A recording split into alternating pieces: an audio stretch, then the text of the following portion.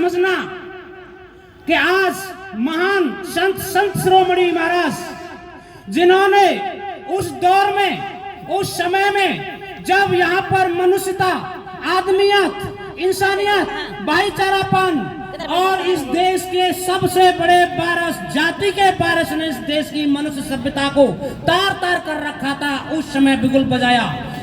माननीय संत शिरोमणि संत रविदास जी महाराज ने, उनका लगभग 125 साल से ऊपर जीवन रहा और पूरी जिंदगी बेखौफ बेबाक बोलते रहे, बेबाक। आप लोगों से कहना चाहता हूं कि आप आज मत पूछ मेरे सब्र की इंतहा कहां तक है, तू सितम करते ही ताकत जहां तक है। रियायत की उम्मीद होगी जिन्हें होगी, हमें तो देखना है कि तू जालिम कहां तक है। इस जिंदगी को, इस देश की, इस सरजमी, इस मुल्क की सरजमी को इतनी भयंकर कुरीतियां, पाखंडवाद के खिलाफ बिगुल बजाया और बेबाक अपने तर्क के अनुसार, अपने शब्दों के अनुसार उन्होंने, वो लिपि के प्रणेता थे, उन्होंने लिपि लिखी, उन्होंने गुरमुखी लिपि लिखी और 34 अक्षर उसमें लिखे। वो कितने बड़े प्रकांड विद्वान रहे होंगे जिन्होंने 50 से ऊपर अधिक रागों को लिखा, जैसे राग मल्हार, राग मेघ, राग द्रुपद, ऐसे 50 से ऊपर राग। वो कितने प्रकांड, लोग उनकी जो बातें हैं उन्हें सही रूप से व्याख्यात नहीं कर पाते हैं। ये बड़ी असंभव, आश्चर्य की बात है। जिनके ऊपर इस देश में चाहे राजकुमार अहिरवार जी हो, चाहे मनोज कुमार दहिया हो, चाहे डॉक्टर कमल भारती जी हो, चाहे डॉक्टर सुभाष चंद्र जी हो, ऐसे महान इतिहासकारों ने, ऐसे महान चिंतकों ने उन पर पुस्तकें लिखी हैं। और तो और उस मध्यकाल के बाद जो कुरीतियों से भयंकर भरा पड़ा था, मेरे आप लोगों से, माताओं, बहनों, भाइयों, बुजुर्गों, मेरे युवा साथियों, इतिहास तलवारों के दम पर बनता है। इसीलिए कहना चाहता हूं कि आज अगर आप लोग अगर अपनी आवाज नहीं उठा सकते हो तो ये बहुत बुरी बात होगी। इतनी भी बुरी नहीं है खंडहर की जमीन भी, आप लोग मायूस न हो। इतनी भी बुरी नहीं है खंडहर की जमीन भी, इस ढेर को समेट नए दीवारों दर उठा। ये मुमकिन है कोई हाथ समंदर लपेट दे, कश्ती में 100 सिगाप हो मगर लंगर उठा, बीड़ा उठाना होगा। बात सिर्फ संत शिरोमणि महाराज की नहीं है, बाबा साहब डॉक्टर भीमराव अंबेडकर की भी है। आप सब लोग यहाँ बैठे हुए हैं, आपसे प्रश्न करना चाहता हूँ, वो 40 पुस्तकें जो बाबा साहब ने अपने जीवन में 15,000 पुस्तकें लिखी थी, वो हमसे दूर होती जा रही है। हमारे बच्चे, हमारे युवा, हमारे लोग, वो सिर्फ they all are taking the name Jai Bhim जय भीम जय भीम, बस उन पुस्तकों की तरफ नहीं जा रहे, उस दर्शन की तरफ नहीं जा रहे हैं। वो अभी मान्यवर प्रोफेसर साहब ने जॉन डेवी का नाम लिया था। जॉन डेवी महान दार्शनिक, महान शिक्षाविद, और बाबा साहब से पहले कोलंबिया यूनिवर्सिटी में पढ़ने वाले जॉन डेवी साहब महान शिक्षाविद, उन्होंने 1916 में अपनी पुस्तक लिखी थी डेमोक्रेसी एंड एजुकेशन, जिस पर बाबा साहब ने अपना कोट किया था। बाबा साहब ने अपने कास्ट इन इंडिया, भारत में जाति, जो पहला वॉल्यूम है, पहली पुस्तक है, उसमें कोट किया है जॉन डेवी को, ड्रूमोंड को, केतकर को, रिजले को, शारन को और जेएस मिल को, ऐसे दार्शनिकों, ऐसे प्रोफेसरों को, ऐसे चिंतकों को बाबा साहब ने अपनी पुस्तकों में क्या नाम है कोट किया है। ऐसे ही अगर संत शिरोमणि महाराज साहब को देखेंगे तो उनको दुनिया में अगर महापुरुषों को खत्म नहीं कर पाए तो उनको बदल दिया गया। एक व्यक्ति ने इस देश के अंदर पुस्तक लिखी, भक्तमाल, आपने नाम सुना होगा नाभा दास का। नाभा दास ने वो पुस्तक लिखी भक्तमाल, मतलब भक्ति के रूप में संत शिरोमणि महाराज को रूप सौंप दिया, जबकि वो भक्त नहीं थे। भक्ति भ्रम है सो जान, ये लिखा है अपनी वाणी में संत शिरोमणि महाराज ने। ये भक्ति अंधविश्वास देती है, ये भक्ति पाखंडवाद देती है, ये भक्ति हिपोक्रेटिक बनाती है, ये भक्ति नहीं है, ये मुक्ति है। संत शिरोमणि महाराज ने लिखा है भक्ति भ्रम है सो जान, भ्रम माने गलत फहमी है, ये मिसकंसेप्शन है, ये भक्ति नहीं है, मुक्ति थी उस सारे दुनिया, इस देश के सारे हर जाति हर वर्ग के लोगों को उठाने के लिए। जा ना खुदा से कह दे कि मैं लंगर डाल दे, मैं भी तूफान की जिद देखना चाहता हूँ। संत शिरोमणि महाराज, मीराबाई, सैन समाज के सैन, धन्ना सेठ, धन्ना जाट, जो धन्ना जाट थे वो भी, मीराबाई और इब्राहिम लोधी और संत कबीर जैसे लोग उनके शिष्य थे, उनके चेले थे। संत शिरोमणि महाराज के और उस देश के लगभग 180 देशों में संत शिरोमणि महाराज जी के विचार फैलते हैं। उन पर पुस्तक लिखी। आप बेगमपुरा का नाम लेंगे, उस बेगमपुरा को उसे कहते हैं हिंदी अंग्रेजी में उटोपिया, आदर्श दुनिया। उनके बाद आपने नाम सुना होगा टॉमस मूर का, यूरोप का दार्शनिक टॉमस मूर। मतलब जो भी ज्ञान मिल रहा है वो हमारे यहाँ से मिल रहा है, हमारे महापुरुषों से मिल रहा है, हमारे महान चिंतकों से मिल रहा है, हमारे संतों से मिल रहा है। पाइथागोरस को ज्ञान मिला भारत की भूमि से मिला। तथागत गौतम बुद्ध के बाद पैदा हुआ पाइथागोरस। उसने अपनी बेटी का नाम धम्मो रखा था, धम्मो। धम्मो जो शब्द है वो धम्मो से बना है, धम्म धम्म धम्म। आपने सुना होगा धम्म माने मार्ग या पथ, सोचना। आपकी विरासत कितनी है, आपकी हेरिटेज कितनी है, आपका इतिहास कितना है। मैं आप लोगों से कहना चाहता हूं कि आज जरूरत है, यहाँ पर आज जरूरत है जां फरोशी की। मैं आप लोगों से मेरा कहना चाहता हूं कि आज इतनी ज्यादा आप जैसे युवाओं को आने की जरूरत है, वरना हमारा इतिहास मिट जाएगा, हमारी चीजें मिट जाएंगी। इसीलिए आप लोगों से कहना चाहता हूं कि जो चीज हमारे यहाँ पर, बहुत बहुत धन्यवाद। हम धन्य हैं ऐसे वक्ताओं से जो हमारे बीच इतना अच्छा इतिहास बता रहे हैं। आज जरूरत है, आप लोगों ने कहना चाहता हूं, आप ये लोग जो यहाँ पर बैठे हैं तसल्ली से धैर्यपूर्वक ये बात जान लें कि हमारा खुद की इतिहास, चाहे वो कन्फ्यूशियस हो, चाइना में पैदा हुआ कन्फ्यूशियस, चाहे वो सिंधो धर्म हो जापान में, वो भी 6वीं शताब्दी का धर्म था। वो सारे के सारे धर्मों में, वो सारे के सारे दर्शनों में यहाँ से जो पुस्तकें गई हैं, जो तथागत बुद्ध ने या उससे पहले चारवाक हो, चाहे हमारा उससे पहले लोकायत धर्म हो, वो सब यहाँ से ज्ञान गया है। सोचिएगा, पाइथागोरस जैसा आदमी यूरोप का, उसने भी अपनी पुस्तक का नाम धम्मो रखा था। यहाँ पर भी अगर आप लोग सोचेंगे, बाबा साहब डॉक्टर भीमराव अम्बेडकर की वो पुस्तकें, आज आप लोगों से जानना चाहता हूं कि वो पुस्तकें किन किन घरों में हैं। वो वॉल्यूम जिन पर इस देश के दुश्मनों ने, जो मानव सभ्यता को, इंसानियत को, मानवता को हर रोज तोड़ना चाहते हैं, विध्वंसित करना चाहते हैं, उन्होंने इस देश के अंदर 100 सेंटर डेवलप किए हैं। 100 सेंटर जो इस देश का दुश्मन है, मानवता का दुश्मन है, उसने इस देश के अंदर बाबा साहब पर सच करने के लिए 100 सेंटर डेवलप किए हैं। टोटल 40 यूनिवर्सिटीज में डेवलप किए हैं। और हम अपने बाबा साहब को अपने पढ़ भी नहीं रहे हैं, हम बाबा साहब की इन किताबों को जान भी नहीं रहे हैं। हम बाबा साहब की किताबों को, लिटरेचर को, साहित्य को हर रोज रो करके, दर्द सह करके, इतनी कुर्बानी दे करके, इतना सब कुछ त्याग करके बाबा साहब ने लिखा था, लेकिन आज हमारे पास में नहीं है। हम सब लोग सिर्फ भावनाओं में, इमोशंस में, फीलिंग्स में, हम लोग सिर्फ अटैचमेंट में चल रहे हैं कि बाबा साहब संत शिरोमणि संत तथागत गौतम बुद्ध जैसे ऐसे ही बोल देते हैं, जय भीम नमो बुद्धाय,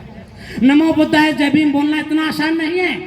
वो पुस्तकें बुद्धिज्म की, त्रिपिटक, शुद्ध पिटक, अवधम्म पिटक, अवधम्म पिटक के वो 7 खंड, चाहे वो कथाबद्धु हो, चाहे पुंगलपंथी हो, चाहे धम्म संगनी हो, ऐसे महान दार्शनिक, ऐसी महान दार्शनिक पुस्तकों को अगर आप लोग पढ़ोगे तो आपका माइंड एक्सप्लोर हो जाएगा। मैं आप लोगों से कहना चाहता हूं कि आज जरूरत है, आज बहुत ज्यादा ये लोग हमारे साहित्य को हर रोज मिटाने का प्रयास कर रहे हैं। मेरी आपसे मेरी आरजू है, इल्तिजा है, गुजारिश है, हम्बल रिक्वेस्ट है, अनुनय है, विनय है, विनती है, आपसे आरजू कर रहा हूं कि आज जरूरत है बाबा साहब, तथागत गौतम बुद्ध, संत शिरोमणि महाराज, संत कबीर जैसे लोगों की, हमारी अपनी खुद की यूनिवर्सिटीज, आज Oxford, Cambridge, Texas, Mexico, Cyprus, California, Washington, Los Angeles, Las Vegas जैसी यूनिवर्सिटियों से हजारों गुना महान तुम हमारी यूनिवर्सिटियां रही हैं इस देश के अंदर।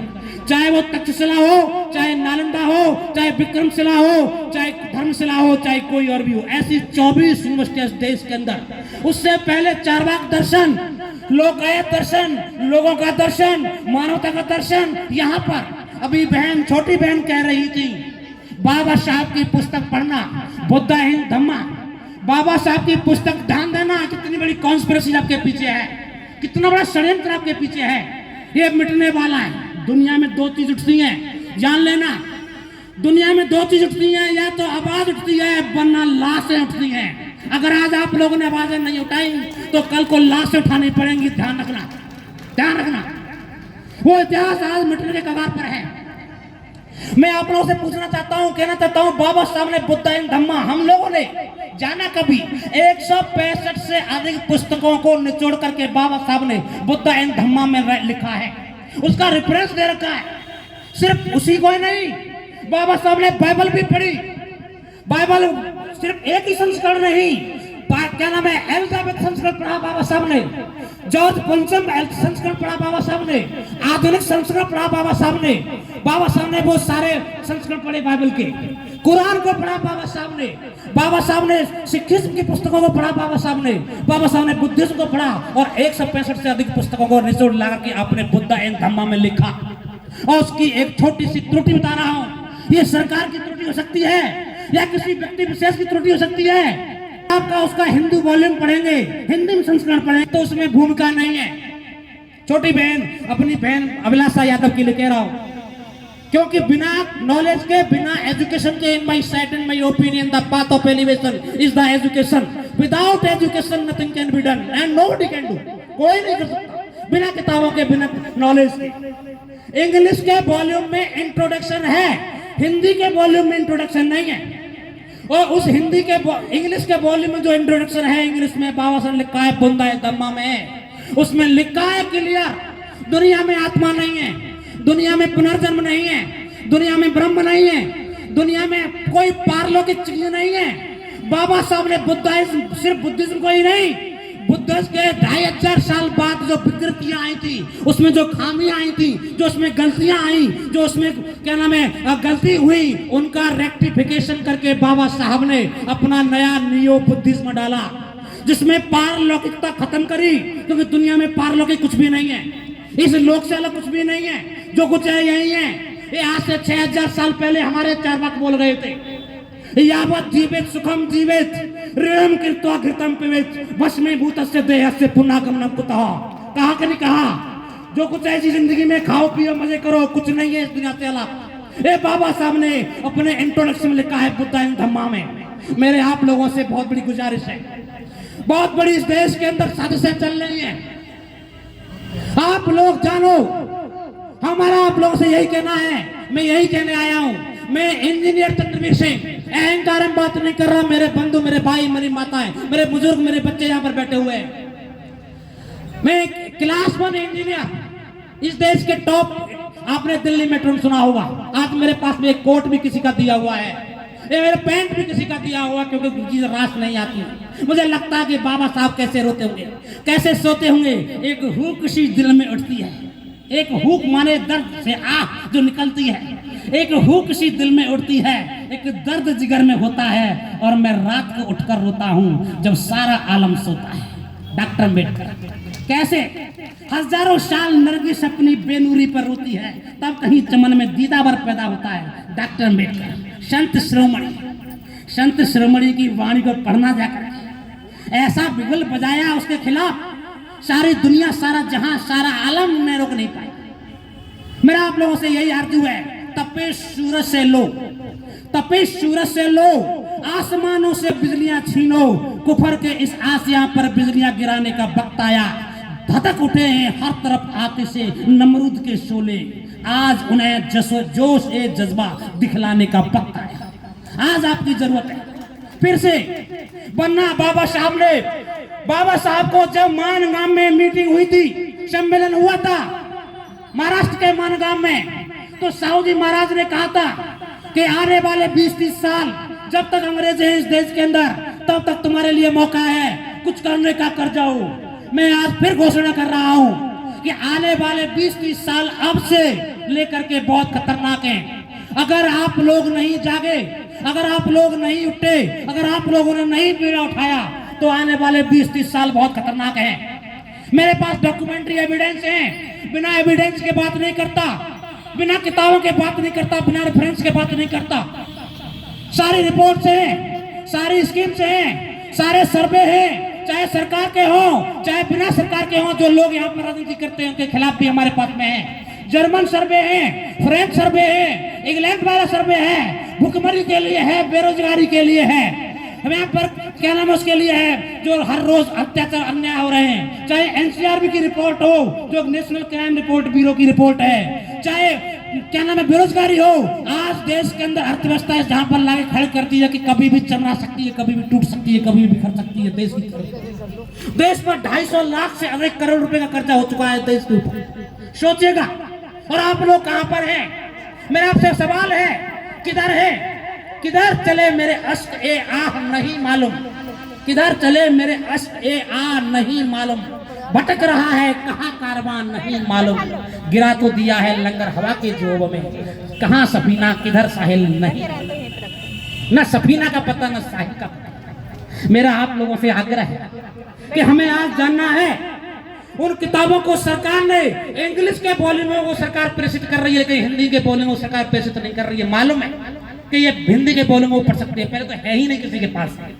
हमारे वो वॉल्यूम बाबा साहब के हैं ही नहीं, वो गुरुवाणी है ही नहीं, वो बुद्ध दर्शन है ही नहीं, अगर कहीं है भी तो सिर्फ और सिर्फ 100 केस में सजे पड़े हैं। मेरी बहुत बड़ी विडंबना आप लोगों के सामने पेश कर रहा हूं। आसमां बेरंग है तो बेरंग ही सही, कोई बात नहीं, क्या फर्क पड़े। आसमां बेरंग है तो बेरंग ही सही, जमीन तंग है तो तंग ही सही, हम अमन चाहते हैं जंग नहीं, अगर तुम्हें जंग पसंद है तो फिर जंग ही सही, फिर जंग ही सही। आना जरा जाके पता करना बाबा साहब के बारे में नाम लेते हो आप लोग जो है। 6000 से ऊपर जाकर के धमकी पत्र उनकी, सर समय ज्यादा तो नहीं हो रहा है, समय ज्यादा हो रहा बता दो। 6000 से ऊपर रक्त पत्र के बाबा साहब को धमकी के कि हम तुम्हारे लोगों को देश के कोने कोने में कत्ल कर देंगे। कैसे लड़ा होगा अपना अकेला आदमी, एक आदमी पूरे देश की पूरी व्यवस्था से लड़ रहा था। उनका नाम हम ऐसे ही ले देते हैं, जैबीम नमो होता है जैबीम। बाबा साहब डॉक्टर मेरे को पढ़ने के लिए समझने के लिए पढ़ना होगा, बिना पढ़े हमारे पास संभव नहीं। अभी इस देश की सरकार है, कैसे लड़ा होगा आदमी जिसके 4-4 बच्चे कुर्बान हो गए। नानक चंद रत्तू एक बार उनको उनके असिस्टेंट थे, उनको दवा दे करके रात को चले गए और बाबा साहब को पढ़ता हुआ छोड़ गए। आप इंटेंसिटी देखिए, आप डेप्थनेस देखिए, आप डेप्थ देखिए, आप क्या नाम है बाबा साहब का समर्पण देखिए, मतलब उनकी कितना भूल गए खुद को। रात को दवा दे के चले गए हैं, बाबा साहब को पढ़ते हुए छोड़ गए। राणा रत्तू जी, उन्होंने किताब लिखी है, शंकरानंद शास्त्री ने लिखी है, रत्तू ने लिखी है, गेल ओम्बेट ने लिखी है, बाबा साहब पर पुस्तक लिखी है गेल ओम्बेट। एलिनियर जेलियट ने लिखी है बाबा साहब पर, रामचंद्र बनोदा ने लिखी है बाबा साहब पर, अनूप बर्नबाल ने लिखी है बाबा साहब पर। ऐसे महान चिंतकों ने बाबा साहब पर पुस्तकें लिखी है। उस बाबा साहब की बात कर रहा हूँ, दर्द की पास का कह रहा हूँ। इतना आसान नहीं है। बाबा साहब को दवा के दे के चले गए हैं, वहीं छोड़ गए, पढ़ता हुआ छोड़ गए। अगले दिन 8 बजे 9 बजे नाना चंद रत्तू जी आते हैं और आके देखते हैं कि बाबा साहब उसी स्थिति में किताब पढ़ते हुए पाए गए। तो नाना चंद रत्तू की आंखों से आंसू आ गए, वो रो गए। वो कहा कि बाबा साहब को छेड़ा। बाबा साहब बोले, अरे क्या हुआ रत्तू, तुम अभी गए नहीं? तो रत्तू कहता है कि बाबा साहब ये वो रात नहीं है, ये अगला दिन हो चुका है, मैं दोबारा आ चुका हूँ यहाँ पर, ये वो दिन नहीं, इतनी मेहनत क्यों कर रहे हैं? तो बाबा साहब लिखा था कि मुझे मालूम नहीं है मेरे पाद में कोई आएगा कि नहीं आएगा, इस कारवा को कहीं तक ले जाकर ले जाएगा। लिखा था, दूरदृष्टा थे, विजनरी थे, उन्हें मालूम था कि मेरे आने बाद में लोग कैसे होंगे। उन्होंने लिखा है कि बड़ी मुश्किल से इस कारवा को, इस स्टेटमेंट को आप ऐसे ही मत समझना, इसके पीछे बहुत बड़ा दर्शन है बाबा साहब का। वो जानते थे मैं इस कारवा को बड़ी मुश्किल से यहाँ तक लेकर आया, हो सके तो इसे आगे बढ़ा। सोचिए 70 साल पहले कल्पना कर रहे हैं बाबा साहब, 70 साल पहले कल्पना कर रहे हैं। उन्हें मालूम था कि मेरे आने वाले प्रबुद्ध वर्ग के लोग कैसे होंगे। बड़ी मुश्किल से यहाँ तक लेकर आए, उसके तो ऐसे आगे बढ़ाना, वरना किसी भी कीमत में पीछे मत जाने देना। आज एक कारवां पीछे जा रहा है, आज ये सब कुछ पीछे जा रहा है, हमारा मिशन लुट रहा है। हमारे चाहे राजनीतिक रूप से हो, चाहे सामाजिक रूप से हो, चाहे आर्थिक रूप से हो, किसी भी प्रकार से हो,